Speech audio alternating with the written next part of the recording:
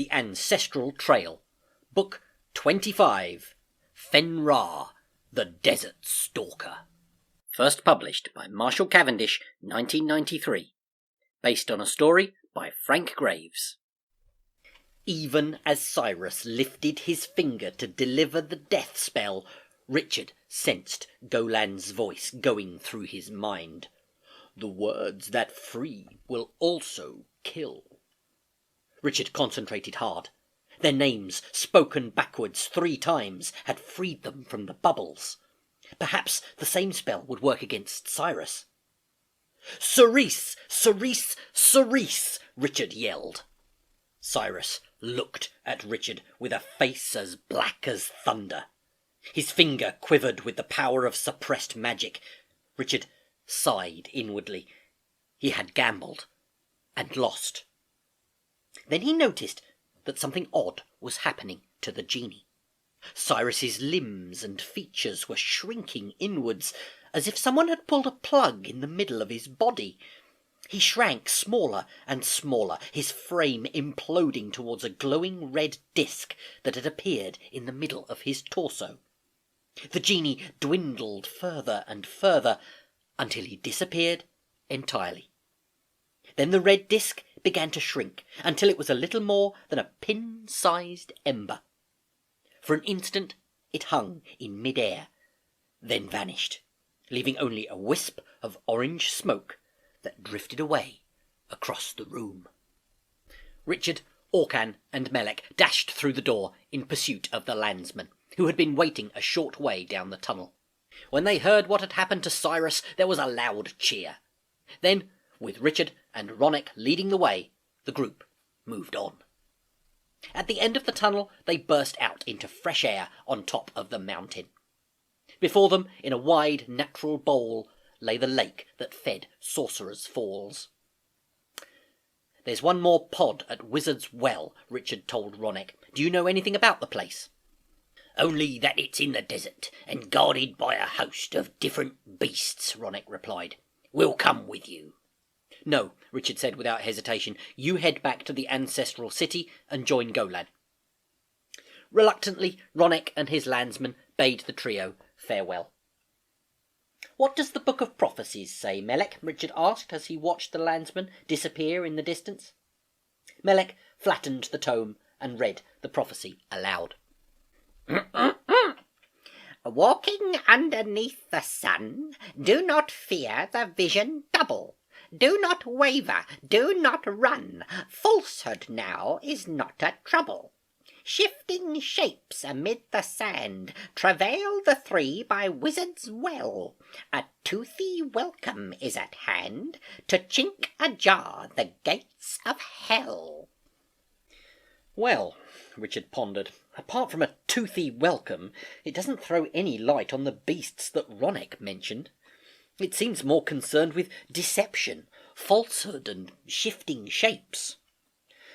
"It could be the desert itself," Orcan suggested. "The dunes move every year, creating new landmarks and covering the old. In the desert, you can rely only on yourself. Nothing else is certain." Maybe you're right," Richard said somberly. The 3 made their way down to the bottom of the mountain, where Richard took out the Pathfinder.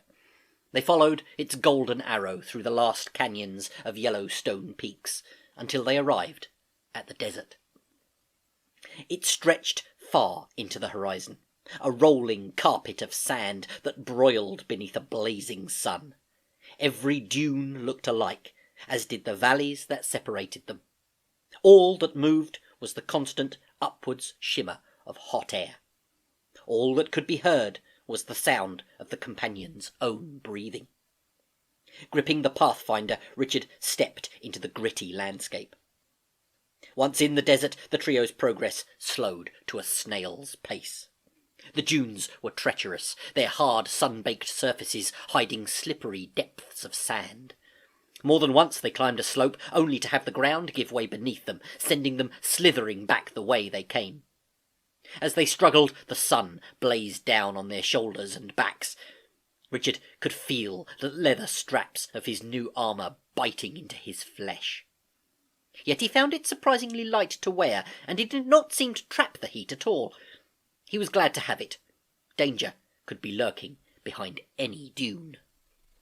Richard's fears were confirmed when the rolling sand hills suddenly ended, revealing a parched expanse of flat ground.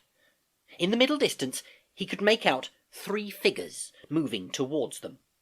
They looked exhausted, but had, nevertheless, an erect, purposeful air. "Look!" Richard grabbed Orcan by the arm. "Who do you think they are?" I don't know," the warrior scowled. "It's hard to tell in this heat.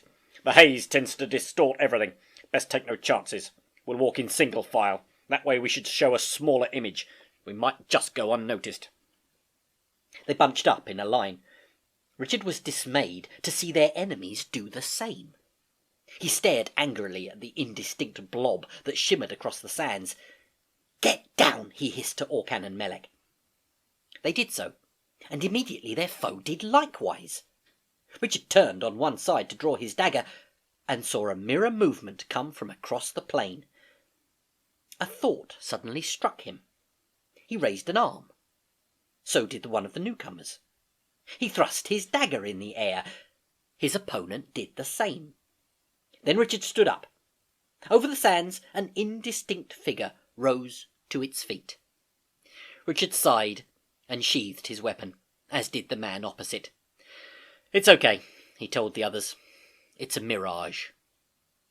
As they scrambled to their feet, he explained further. "There are millions of specks of sand floating in the air. When the sun hits them at a certain angle, they become a natural mirror. We've been scared of our own reflections. Look!" Richard danced a jig. Orcan and Melek watched, amazed, as their supposed enemy mimicked Richard's every movement. "Come on," Richard said. "Let's get to Wizard's Well." The companions trudged on, and as they advanced the figures disappeared. A few moments later, another set of shapes loomed before them. "Another mirage!" Orcan exclaimed. "No, they're real trees," Richard shouted excitedly as they got closer to the shapes. "It must be Wizard's Well." The trio rushed forwards. Sure enough, the trees were real, waving palms that stood around a crystal blue lake. The oasis shone like a jewel of fertility against its backdrop of barren desert. They headed for the water, but were confronted by a huge lizard that scuttled from behind a clump of rocks. Richard felt sure it was one of those they had freed from Dragora's lair. "Welcome to Wizard's Well," the lizard said. "I'm Fenrar." The reptile's greeting was friendly, its expression open. Any lingering doubts Richard might have had were dispelled. "We're looking for the life force pod," Richard said. "Do you know where it's hidden?" "Pod? No. But I'll help you to look for it. Why don't you have a refreshing swim before we start? You look as if you've had a long, dusty journey." The trio needed no encouragement. They hurried to the water's edge and unbuckled their weapons. Richard eased himself out of his armour and piled it under a tree. Melek placed the Book of Prophecies alongside. The 3 removed the rest of their clothes and rushed into the sparkling waters. While the trio splashed about, Fenrar watched them through slitted eyes. When they were fully occupied, he slunk forward and removed their belongings one by one, hiding them behind a dune. Then he crept back to his place under the trees. Richard was the only witness to what happened next. Some sixth sense made him glance back at the trees, and what he saw rooted him to the spot. Fenrar was changing shape. His legs were getting longer, his tail shrinking. Ears pricked on his head, and his jawline sharpened into a canine muzzle. Dark, wiry hair sprouted all over his body. The transformation was complete within seconds. In place of the lizard, there was now a wolf. Fenrar raised his head and gave a ferocious howl. Richard understood everything in a flash. The shifting shapes in the prophecy now made sense, as did Ronek's stories of the oasis being guarded by many different beasts. The 3 were in the clutches of a monster that could change its appearance at will. "Let's get our weapons!" Richard shouted. Fenrar laughed as the 3 floundered out of the water and stumbled across the sand to the spot where they had left their equipment. "He's taken Everything, Orcan said in frustration. With a wolfish grin, the beast loped lightly towards the trio. His eyes were gleaming red slits, and long loops of saliva drooled down from his open jaws. He surveyed the three sodden figures with relish. "I'll take you first," he said, pouncing at Melek. The wolf moved fast. Orcan and Richard had no chance to stop him. One moment the scribe was standing beside them, the next he was gripped in Fenrar's jaws. The wolf backed off, all the while keeping his eyes fixed on Richard and Orcan, in case they tried to flee. "Run! Save yourselves!" Melek shouted, squirming between Fenrar's teeth. Richard was at a loss. Without weapons there was nothing they could do to save their friend. He looked around in despair, searching for something he could use against Fenrar. But what he saw took his breath away. Flying towards the oasis was a white winged horse. It came in low over the water, creating whirlpools of turbulence with each beat of its wide, snowy wings. Its mane flowed back in the wind, and its galloping hooves kicked up little plumes of spray as they caught the surface. Richard knew that their salvation was at hand.